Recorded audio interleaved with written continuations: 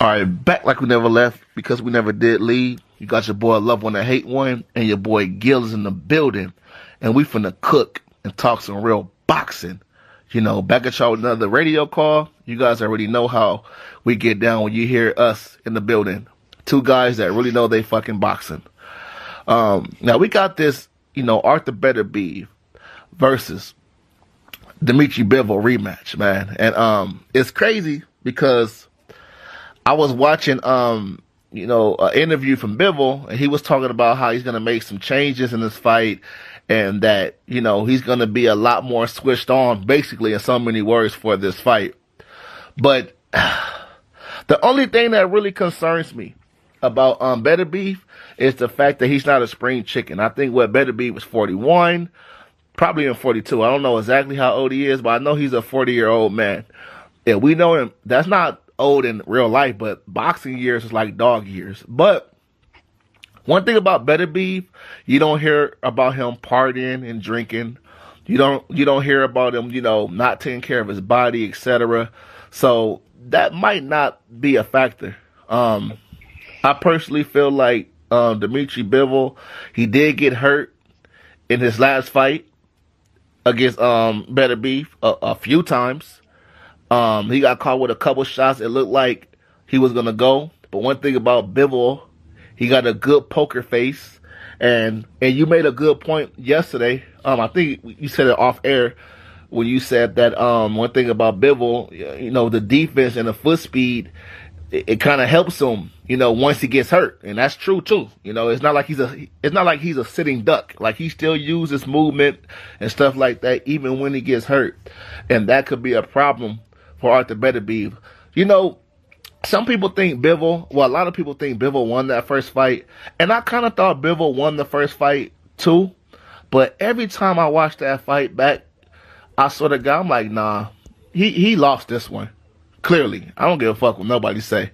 I think he lost, I'll say, a clear 7-5. Because you got two types of 7-5s to me. You got a controversial 7-5, and then you got a clear 7-5. I think Beterbeve got him a clear 7-5.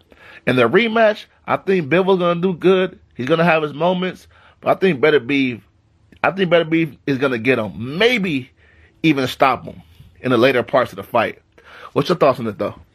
I think he's going to knock him out. I think, Woo, like you said, it was a close fight, but he kept hurting him.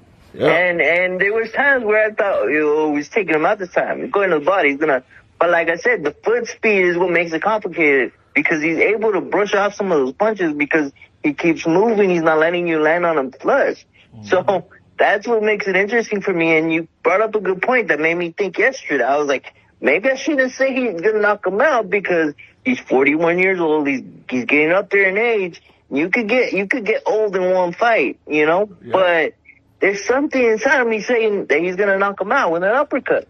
So I'm just sticking with that, bro. That's a bold prediction right there. Well, the reason I say that, dude, he got really famous with Canelo, and people, they pick him a lot based on that. Yeah. But I'm saying Beterbeve looked really good.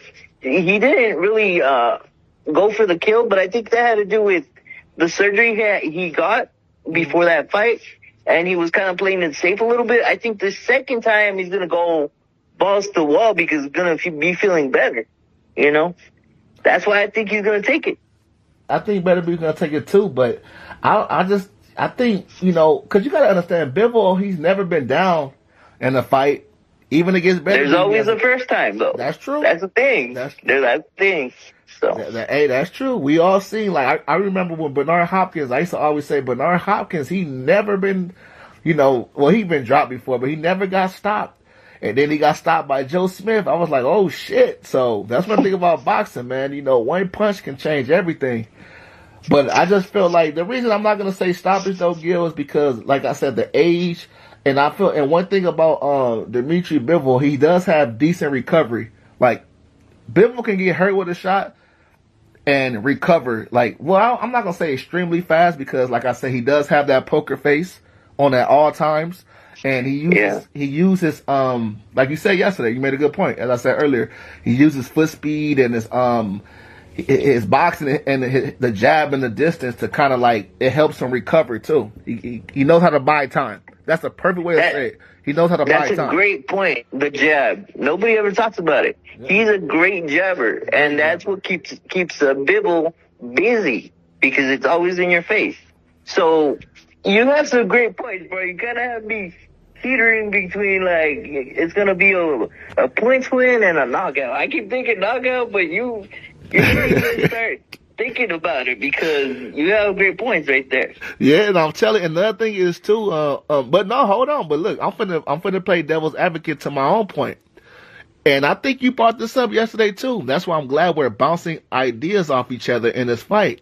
Because you said this yesterday. You said, you know, in the first fight, they both was a little nervous in the first, you know, the first few rounds and shit like that. I think in this fight, Beterbeve was gonna just lay everything on the line. You know, he's just going to be like, you know what? Hey, fuck the nervous shit. I want to clearly beat this dude and make it not even controversial at all. And I feel like that can help him right there get the KO, you know. But one thing about Bivol, man, let's go ahead and play a little devil's advocate, because we both got Beterbeve winning. Do you think... It's that jab, man. It has me worried, because he does use it a lot. He's one of the guys that uses it a lot, and now he works off of it. And a lot of people don't talk about that, but that's the key to everything. Oh, he has a crazy jab. And he throws uppercut jabs, hook jabs, you know, the straight jab, the straight cross, and it's going to be a good fight. When it's kind of hard to break a fight down, that's how you know it's going to be good. But you don't think, but let me ask you this, though. Of course, well, you know, anybody can win the sport of boxing, but, you know, is it a part of you that do feel like, you know, Bivol can pull this shit off and just, you know, like, and this clearly beat him? I'm going to tell you like this. I do think he's going to have success at times.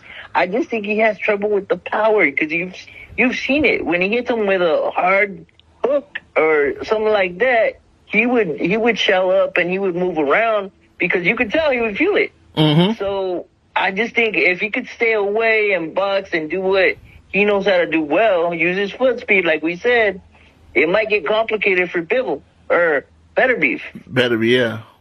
I mean, yeah, I can see that too. You know, Bivol did have his moments. That's for damn sure in the first fight. But I feel like in the second fight, you know, one thing about the rematch, and I think this is pretty much with all boxers, it's really no more jitters. You know, I think the jitters happens in the first fight. But the second fight, it's like we're gonna leave it all in the ring, and it's gonna be what it's gonna be. I think the only way. Go ahead.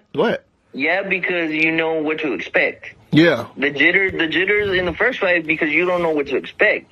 It's a new thing. But when you have a second fight, it's like you already know, oh, he hits hard. Okay, I know I need to watch out with this, need to defend this. So there's things that you could change. And like you brought up, Bivol was talking about making changes. What kind of changes is he going to make? Is he going to fight more on the inside? Is he going to try to box more? What kind of changes he's talking about? That is what has me concerned, because that could change my pick too. You know what I mean? Yeah, and that's what make it kind of hard to pick as well, because one thing about Bivol, man, when he gets caught with a shot, it's like he does try to get his leg back. But hold on, let me speak on that, what you just brought up real quick. If he fights on the inside with Beterbeve, I think now I'm starting to lean towards a knockout if he decides to find the inside with Beterbeve. I feel like he's gonna have to fight, you know, kind of like how he did Canelo a little bit, but you know those are two different styles. So that I shouldn't even say that. Those are two different styles. Against Beterbeve. Can I say something real quick though? No, go ahead. It just depends on. He has to pick and choose his moments.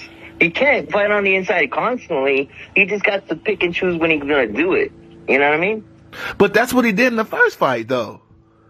But here's the thing. Like, let's say he slides out. Well, he has him in a corner. He slides out the other way and then comes back, uses the angle to come back, and then go to the body. You know? He might not expect it.